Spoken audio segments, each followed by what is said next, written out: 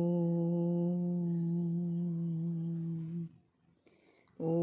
सहनाववतु सहनौ भुनक्तु सह वीर्यं करवावहै तेजस्विनावधीतमस्तु मा विद्विषावहै। ॐ शान्ति शान्ति शान्तिः। गुरुर्ब्रह्मा गुरुर्विष्णु गुरुर्देवो महेश्वरः गुरुरेव परं ब्रह्म तस्मै श्री गुरवे नमः। चिन्मयं व्यापि यत्सर्वं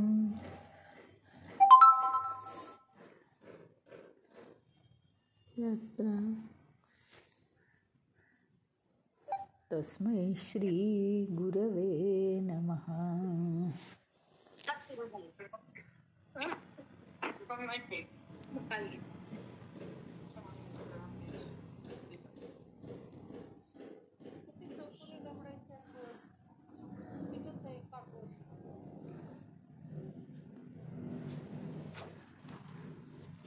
काल आपण बघितलं की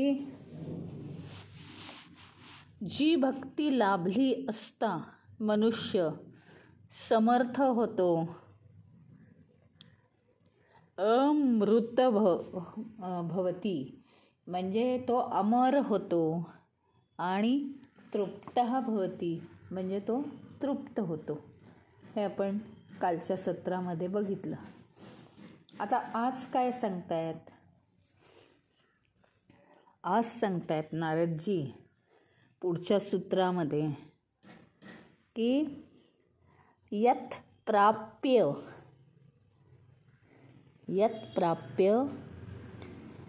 न किंचित वांछति,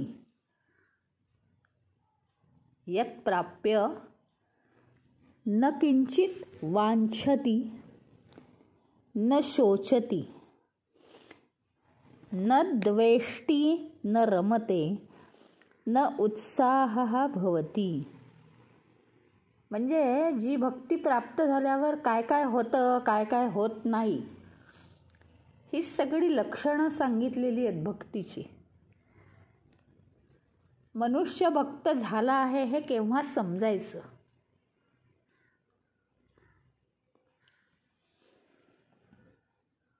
कारण भक्तीची सूत्र म्हणजे काय? भक्ती कशाला म्हणतात? जेव्हा माणसामध्ये भक्ती निर्माण झाल्यानंतर अशी अशी लक्षणं दिसतात, अशी अशी लक्षणं नाहीशी होतात, याला म्हणायचं भक्ती। हे आपल्या अत्यंत जवळचा विचार करून नारदांनी सांगितलंय सोप्यात सोप्या भाषेमध्ये। यत् प्राप्य न किंचित वांछति, जी भक्ती प्राप्त करून घेतल्यावर किंवा ईश्वराचं जे प्रेम प्राप्त करून घेतल्यावर न किंचित वांछति, वांछा करणं म्हणजे काय? इच्छा करणं कुठल्याही गोष्टीची, अगदी साधी इच्छा, अगदी साधी इच्छा की बाहेर कसला तरी आवाज येतोय, आता मी जाऊन बघते, इतकी साधी इच्छा। पण काय होतं माहिती आहे? भक्तीत रमलेला जो माणूस आहे तो इतका भक्तीत रमून जातो की त्याला तिथून हलायची सुद्धा इच्छा होत नाही।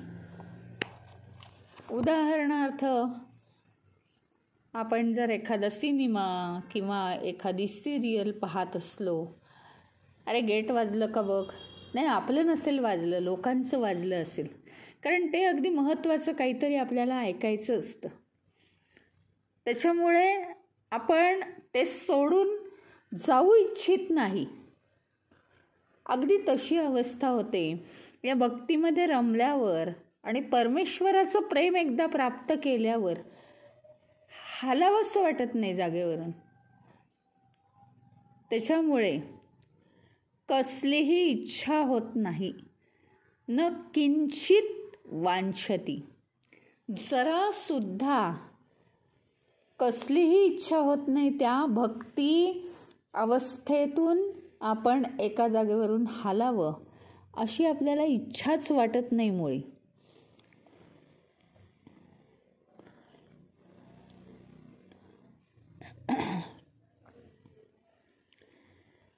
दुसरं म्हणजे काय, न शोचती.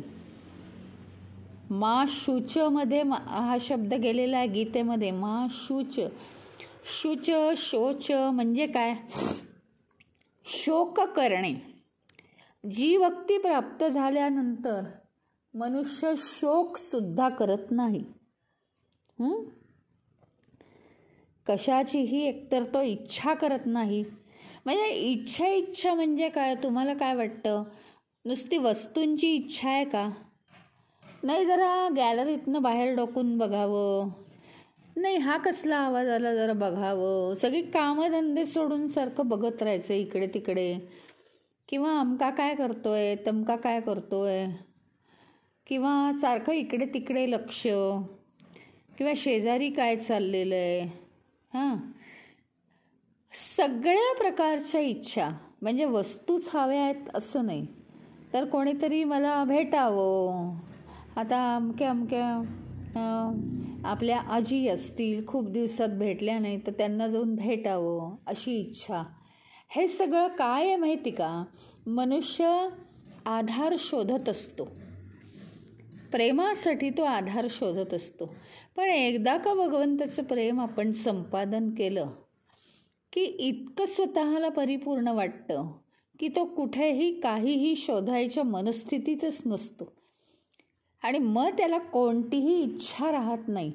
मग इच्छा म्हणजे काय, आणखीन सविस्तर तर इच्छा म्हणजे आपल्याला मोठेपणा मिळावा. दुसरी गोष्ट म्हणजे आता माझं खरं होतं तरी अमक्यानी माझं ते खोटं ठरवलं, आता वेळ आली की मी त्याला दाखवतो, त्याचंही खोटं ठरवून दाखवतो, किंवा माझं खरं केव्हा मला करता येईल अशा पद्धतीच्या सुद्धा इच्छा त्याला राहत नाही.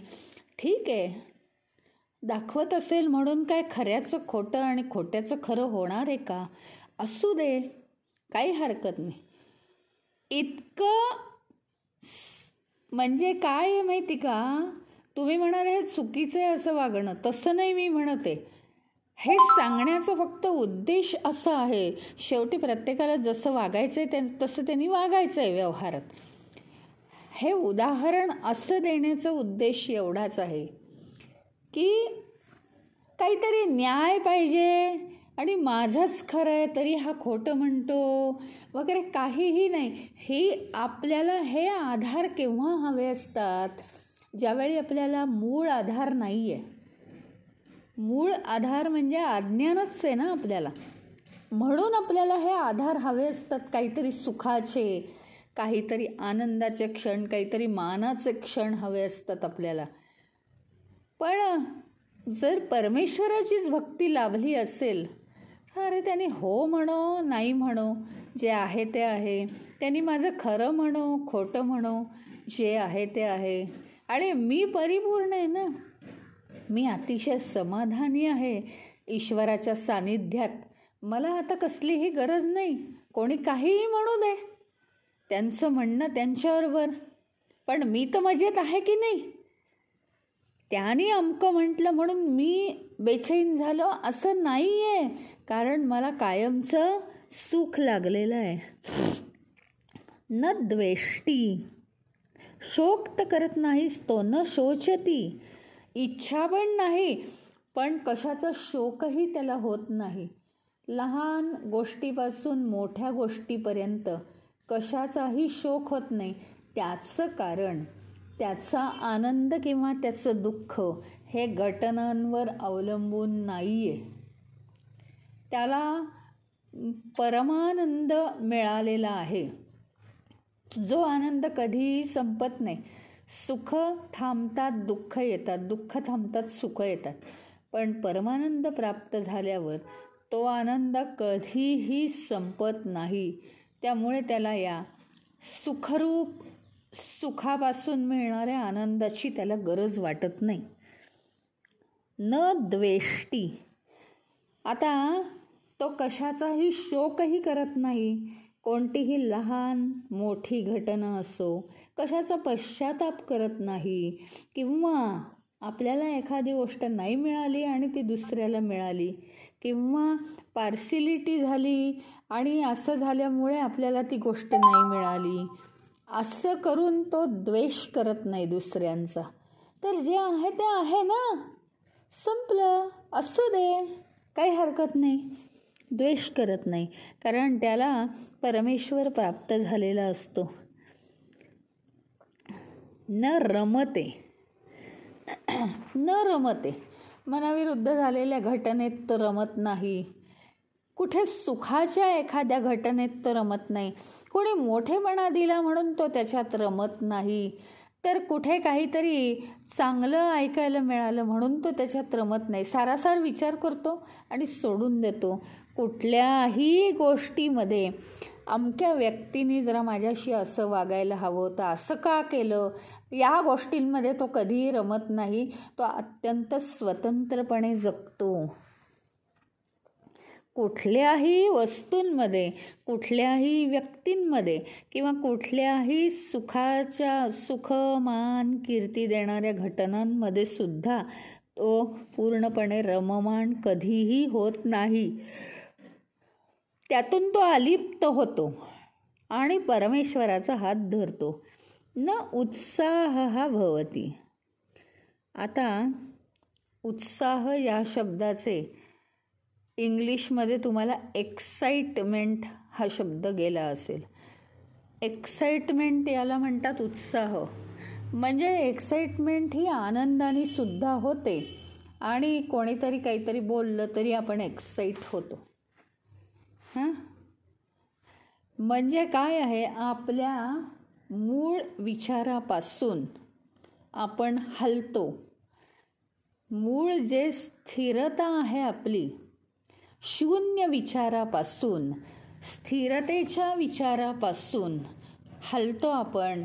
आणि जर आपल्या मनाप्रमाणे घटना घडली असेल तर आपण त्यात खुशी व्यक्त करतो, त्यामध्ये इन्व्हॉल्व होतो आणि उसळ्या मारतो आनंदाच्या. किंवा आपल्या मनाविरुद्ध घटना घडली असेल ताबडतोब राग येतो, आवाज चढवतो आपण, कुरकुर करतो. म्हणजे ह्या सगळ्या गोष्टी होतात. याला म्हणतात एक्साइटमेंट. म्हणजे काय, मूळ जी शांतता आहे, स्थिरता आहे आपली, आपल्या स्थिरतेचा आपला स्वभाव आहे, नेचर आहे माणसाचं, तर ते सोडून काय होतं, आपण एकदम उत्साही होतो आणि चांगलं किंवा वाईट बोलायला लागतो. आपण आपलं मूळ स्वरूप आपण सोडून देतो.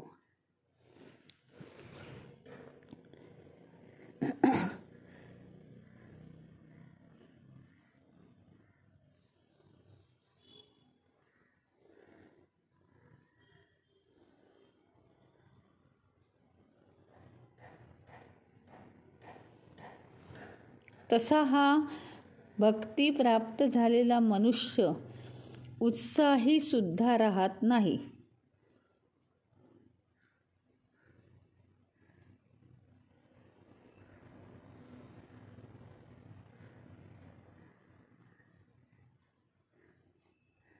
त्याला आहे ना, एकदा भक्ती मिळाली की त्याला कसलीच इच्छा राहत नाही, कसलीच इच्छा राहत नाही.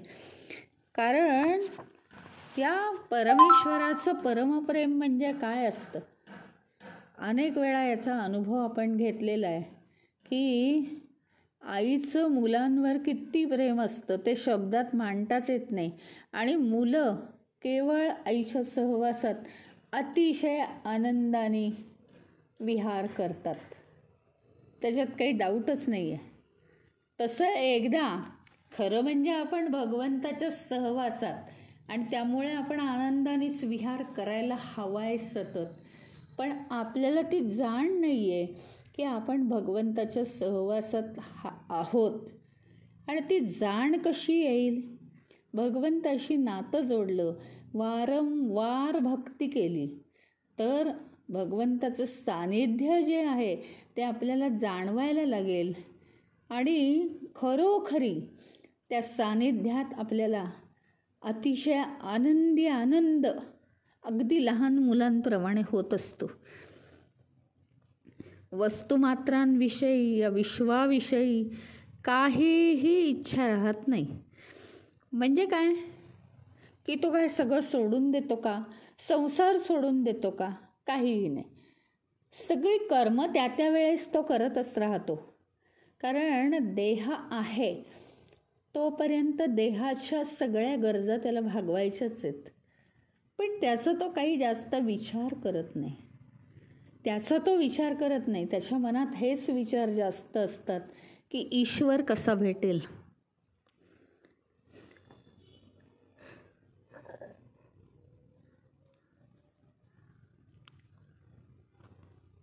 काय आहे माहिती का तुम्हाला, मला दुकानात गेल्यावर एक साडी फार आवडते.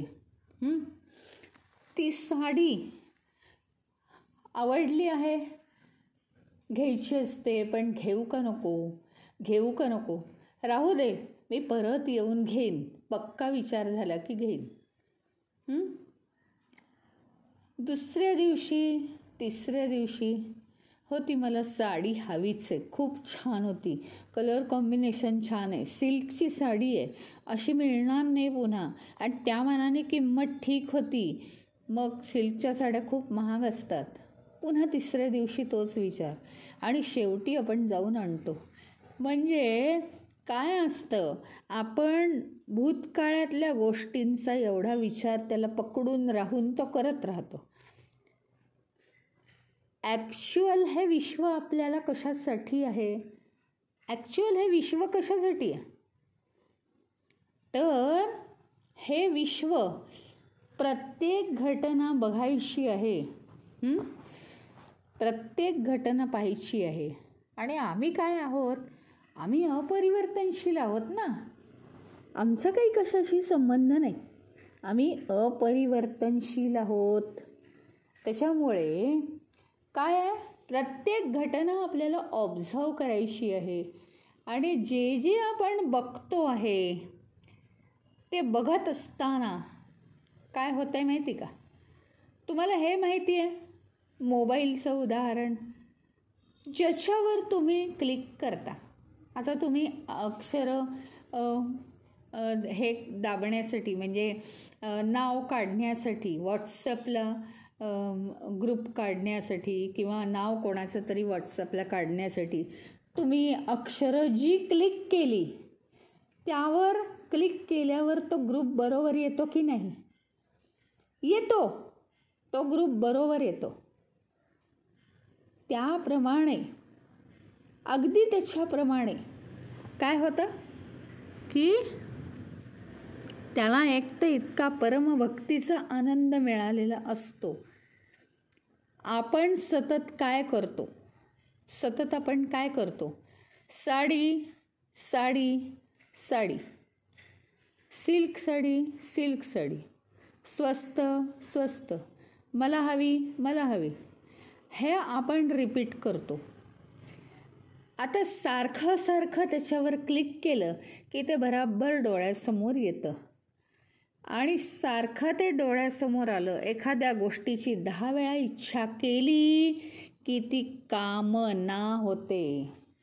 कामना याचा अर्थ त्याविषयी झालेला काम म्हणजे अतिशय आपल्याला फरफटत नेणारी इच्छा.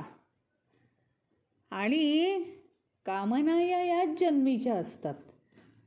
पण या कामना जर अशाच साठून राहिल्या, कामनाच करण्याची सवय लागली, तर त्या जन्मोजन्मी वासनांच्या रूपात आपल्याला पुरतात, असं हे शास्त्र आहे.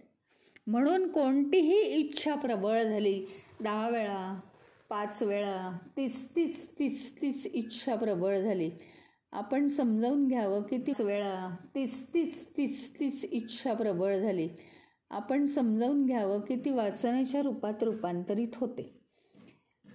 आता आपण जर ठरवलेलं आहे की हे विश्व म्हणजे काय आहे, काय आहे विश्व? तर केवळ आपण बघायचं. मुख्य विषय काय आहे?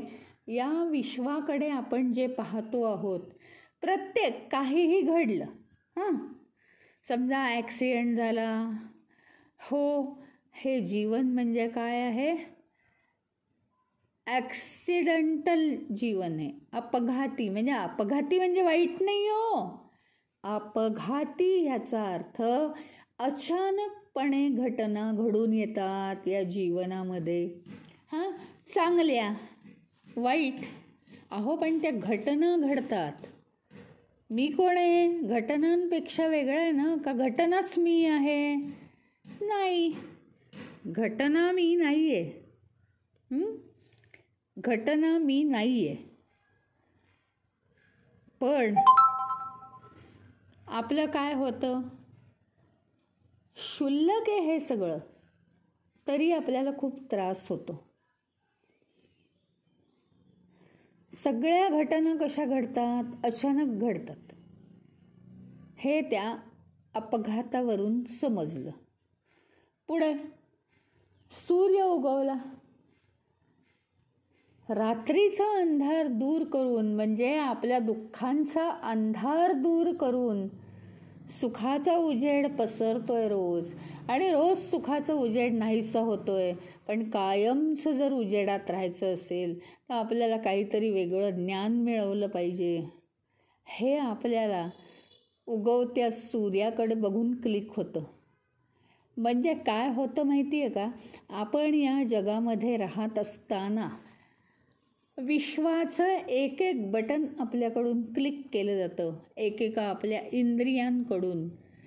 कधी डोळे बघतात, कधी कान ऐकतात, कधी जीभ आस्वाद घेते, कधी त्वचा स्पर्श करते, कधी नाक वास घेतं सगळ्या गोष्टींचा.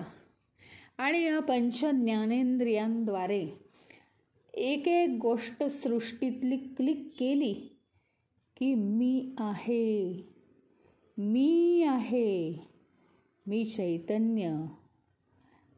एक एक गोष्ट क्लिक केल्यावर त्या गोष्टीकडे बघायचं नसतं, तर अंतर्मनात डोकवायचं असतं. त्याच्यासाठी झालेली ती बेल आहे. आता हे बघा, मधल्या सुट्टीत काय होतं? पिरियड झाले आधी, मधल्या सुट्टीची बेल झाली. मधल्या सुट्टीची बेल झाली याचा अर्थ काय झाला माहिती का? आता पिरियड पुरे, आता डबा खायचा आहे. आता बेलच झाली आहे, तेव्हा मधली सुट्टी सुरू झाली. पण मधली सुट्टी संपल्यावरही बेलच झाली आहे. मग आता काय पुन्हा डबा खायचा वर्गातून? नाही. आता काय आहे? आता डबा खाणं बंद आणि वर्गात पिरियड चालू. हे ज्याप्रमाणे आहे, हे ज्याच्यासारखं आहे, त्याच्यासारखं हे आहे की सगळ्या गोष्टींमधून बेल वाजते आणि सावध होतो आपण. नाही, मी कोण आहे? मी कोण आहे? बाहेरची एकही गोष्ट मी नाही आहे. बाहेरच्या वस्तू मला आकर्षित करतायत, ओढतायत मला. पण मी काय जायचं आहे का? मी जाण्यासाठी मी काय वस्तू आहे का त्यांच्या हातातली? नाही. हे बघा, तुम्हाला अनुभव असेल, तुमच्या मुलांना बाहेरचे मित्र मैत्रिणी हाका मारतात, खेळायला बोलवतात. मुलांना बोलवतात ना, मला नाही बोलवू शकत. मी मोठा आहे, मी खेळत नाही. त्याप्रमाणे सगळ्या वस्तू, व्यक्ती, घटना आपल्याला आकर्षित करायचा प्रयत्न करतील. पण आपण बालक नाही आहोत. तिथे क्रीडा करायला जाण्यासाठी आपण बालक नाही आहोत. आपण लगेच पळायचंच नाही ना. आपण अजिबात खेळायला जायचं नाही. आपण स्थिर राहायचं आहे आपल्या मार्गावरती. त्याच्यामुळे काय होणार आहे? प्रत्येक गोष्ट जी घडते, छोटी मोठी कोणतीही, चांगलं वाईट ज्याला आपण नावं ठेवतो, चांगलं आहे वाईट आहे, प्रत्येक गोष्ट क्लिक झाली जीवनात, आली आपल्या समोर आली तशी होऊन ती, की समजायचं हो रे मी कोण आहे, हेच मी विसरलो होतो, आत्ता आठवण झाली. मी चैतन्य आहे, मी चैतन्य आहे. मी नाही यांचा उपभोग घेणार, मी यांच्यापासून वेगळा आहे. मी मुलांमध्ये खेळायला मूल नाही आहे, मी मोठा आहे. याची आठवण होणं, प्रत्येक गोष्ट जी निसर्गामध्ये घडते त्याच्यावरून मला माझ्या स्वस्वरूपाची आठवण झाली पाहिजे, तरच या विश्वामधल्या परिवर्तनशील गोष्टींचा प्रभाव माझ्यावर कधीही पडणार नाही. कितीही त्या गोष्टी बदलू देत, परिस्थिती बदलेल, परिस्थिती बदलू शकेल आलेली, पण मी बदलणार नाही हे ठाम पाहिजे.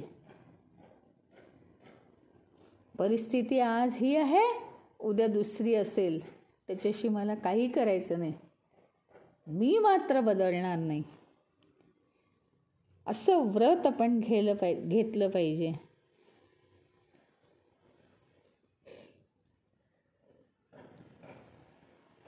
आणि त्याच्यामुळे जर आपण ईश्वराची सतत भक्ती केली तर त्याचं एक संकेत म्हणजे काय, या विश्वाविषयी आपल्याला आकर्षणच राहत नाही.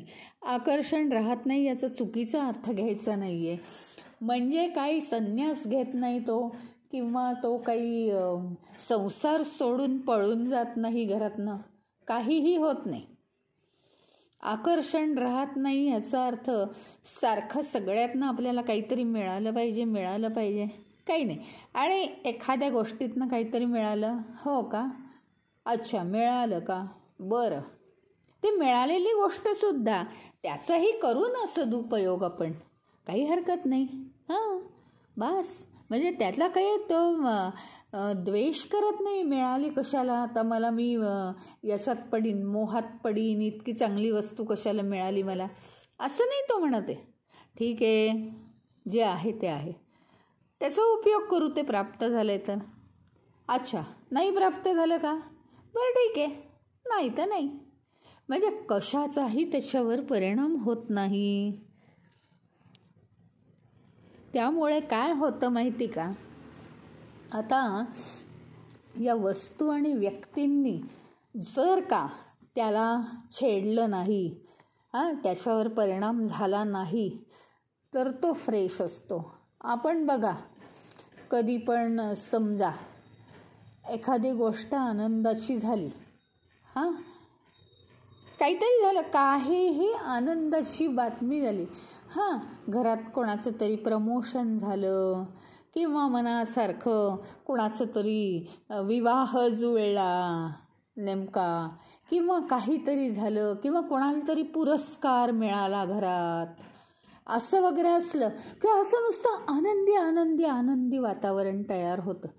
खुशी खुशी खुशी, सगळं जग आपल्याला छान वाटायला लागतं. कधीही खालच्या प्रकारचे विचार आपण करत नाही. हा जो आनंद आहे, ह्याच्याही वरची स्टेज येते. ईश्वराची भक्ती जर आपल्याला प्राप्त झाली, परमानंद प्राप्त कसं होतो, म्हणजे अगदी आपण कृतकृत्यतेने राहायला लागतो, अगदी कृतकृत्य होतो आपण ईश्वराची भक्ती आपल्याला लाभल्यामुळे.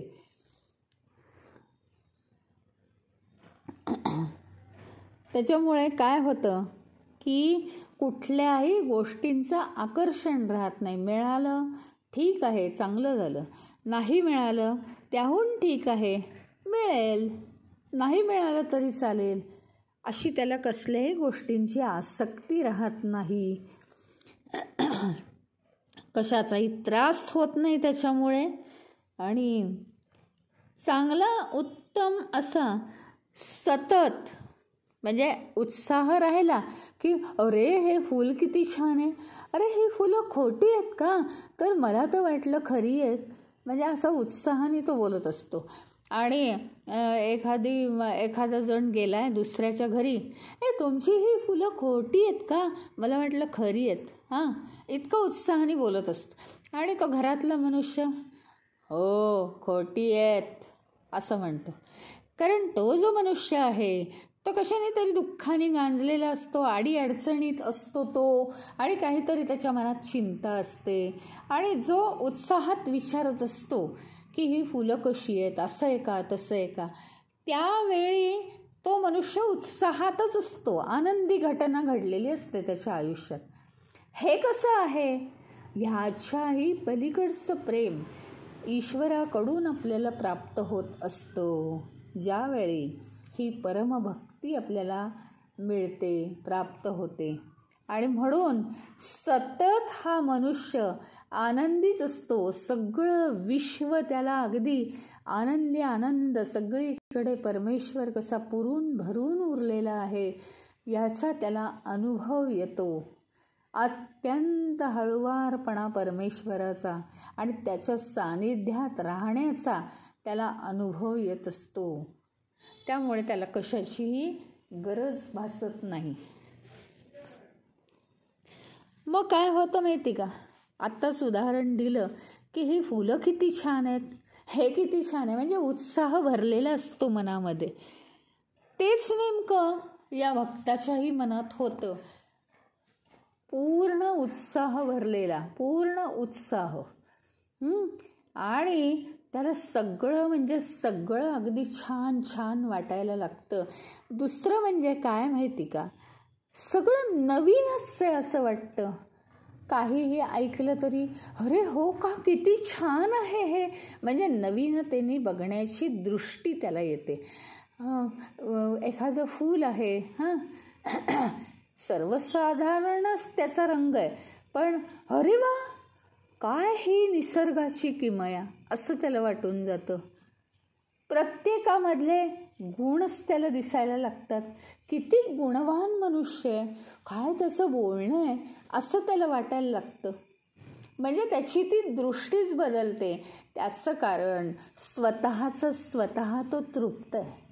त्याला तृप्ती मिळवण्यासाठी दुसऱ्या कशाचीही गरज नाही आहे. दुसऱ्या कशाची जर गरज असेल, तृप्ती मिळवण्यासाठी दुसऱ्या कशाची गरज असेल, म्हणजे बघा आता काय होतं की काहीही कुणाला तरी चक्कर यायला लागली, त्याला साखर खाल्ली की बरं वाटतं, पण अरे घरात साखरच नाही, त्याला आता साखर कुठून आणून द्यायची, घरात नाहीच म्हणजे तो बाहेर आहे, तर आता काय करायचं, म्हणजे काय अवलंबून आहे ना, अवलंबून आहे साखर या विषयावर, तो अवलंबून आहे.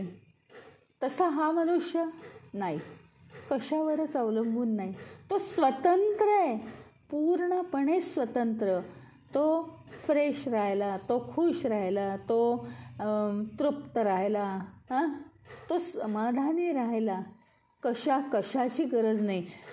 आणि त्याला सगळं सारखं नवीन दिसतं, सगळ्यांमध्ये त्याला नवीनता दिसते.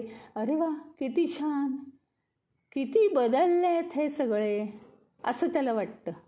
कोणी काही बदललेलं नसतं, पण त्याचा दृष्टिकोन, सगळ्या गोष्टींकडे पाहण्याचा त्याचा दृष्टिकोन हा अतिशय उत्तम असतो, उदात्त असतो.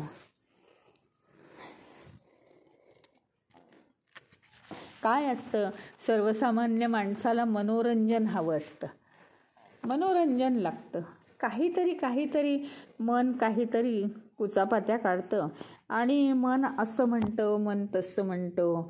मन कंटाळून पण जातं की तेच विचार केल्यामुळे मन कंटाळून जातं. हा असा तो तसा असे विचार मन सोडतच नाही आपलं, त्याच्यामुळे ते कंटाळतं. मग त्याला काहीतरी नवीन हवं असतं.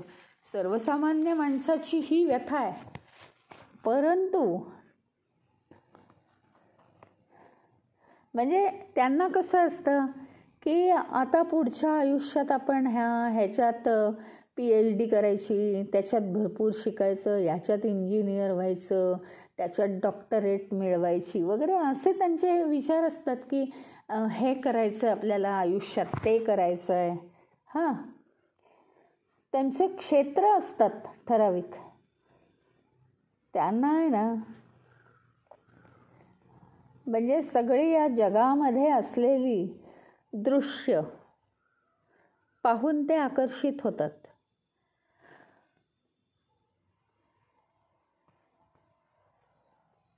दृश्य पाहून आकर्षित झाल्यावर भावभावनांचा खेळ चालतो. कारण कशाशी आकर्षित झालं, मग ते नाही मिळालं, मग वाईट भावना भरून येतात. कशाशी तरी आकर्षित झालो, ते मिळालं, तर चांगल्या भावना भरून येतात, आनंदी आनंद होतो. पण ते सगळं काय आहे? भावभावनांचाच खेळ आहे ना. काहीतरी झालं मनाविरुद्ध, राग येतो, हा सगळं भावभावनांचाच खेळ आहे. तर ते त्याच्यावर अवलंबून असतात. म्हणजे काही गोष्टी मिळाल्या, दृश्य सगळी, हे बघितलं हे पाहिजे, ते बघितलं ते पाहिजे, मग भावना, सगळ्याबद्दलच्या भावना, व्यक्ती भेटल्या, व्यक्ती नाही भेटल्या, व्यक्ती चांगल्या वागल्या, व्यक्ती नाही चांगल्या वागल्या, मग घटना सुखद आहेत, दुःखद आहेत, असं घडलं काहीतरी, तसं घडलं काहीतरी, असं सारखं काहीतरी चालू असतं.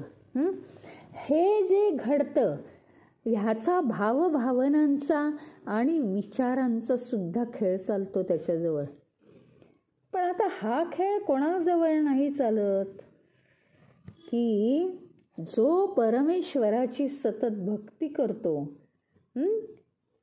त्याला परमगती प्राप्त झालेली आहे. तो काय आहे? भक्तीमध्येच तो पोहत असतो, भक्तीमध्येच तो डुंबत असतो सारखा. त्याला कशाचं काहीही पडलेलं नसतं. विश्व एकीकडे आणि तो एकीकडे. मग भले तुम्ही काहीही द्या त्याला, अरे तिथे एक्झिबिशन भरलंय, अरे तितक्या सुंदर वस्तू आहेत, अरे हे आहे, अरे ते आहे, अरे या रस्त्यावर तर सोन्याचे ढीग ठेवलेत, रात्री जा सोनं आणा की ते तुम्ही श्रीमंतच व्हाल. तो म्हणेल आहे तिथे ढीग तसेच राहू देत, त्यांनी आपण जास्त दुःखीच होऊ, असं तो म्हणेल.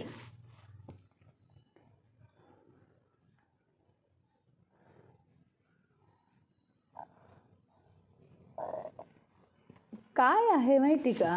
जो या परमेश्वराच्या भक्तिसागरामध्ये डुंबत असतो ना, त्याला या विश्वाच्या विषयांचं काहीच नसतं.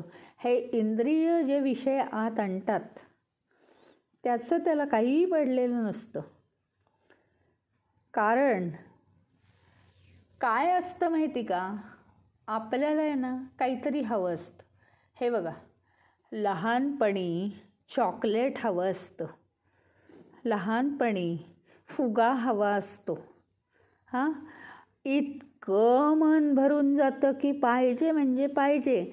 त्याच्यापेक्षा थोडंसं मोठं झालं की गाड्यांच्या चाव्या फिरवता येतात, अशा फिरवता येतात, नुसते फुगे नाही सोडायचे. थोडीशी मोठी समजूतदार झालेली मुलं त्या गाड्यांची खेळणी आणायची, चाव्यांची, तीच पाहिजे तीच पाहिजे तीच पाहिजे. त्याने खुश होतात. कुठे त्या रुळावरून ट्रेन जाते वगैरे हे पाहिजे त्यांना, हो की नाही? मुली असल्या छोट्या छोट्या तर त्यांना भातुकलीचा नाद असतो, म्हणजे दुसरं काहीही नाही. हे काय असतं माहिती का? ज्या त्या वयात क्षेत्र असतं प्रत्येकाचं. एखादी मुलं खूप शांत आणि अक्षरशः थोडीशी समज आली एक 4थी 5वी पासून की नुसतीच वाचनात गढून जातात. त्यांचं ते क्षेत्र असतं. क्षेत्र याचा अर्थ काय आहे माहिती का? आपण एका वेळी एकच क्षेत्र निवडू शकतो खरं तर, आणि एका वेळी एकच विचार करू शकतो. आपण म्हणतो एका वेळी माझ्या मनात खूप विचार आहेत, हे करू का ते करू, पण तरीसुद्धा ज्या क्षणाला एखादा विचार आहे त्या क्षणाला दुसरा विचार नाही बसत आपल्या मनात. मग त्या क्षणात तो क्षण गेला की तो विचार गेला आणि मग दुसरा आला. कारण कारण त्याचं आहे पदार्थ जागा व्यापतो. हे भौतिकशास्त्राचा सिद्धांत आहे. प्रत्येक पदार्थ जागा व्यापतो. विचार हा सुद्धा मटेरियल आहे, पदार्थ आहे तो, आणि तो विचार मनामध्ये जागा व्यापतो. आपण हे अनेकदा पाहिले गीतेमध्ये सुद्धा की भगवंताचं म्हणणं आहे मनाची जागा ही ईश्वरीय विचारांनी व्यापा.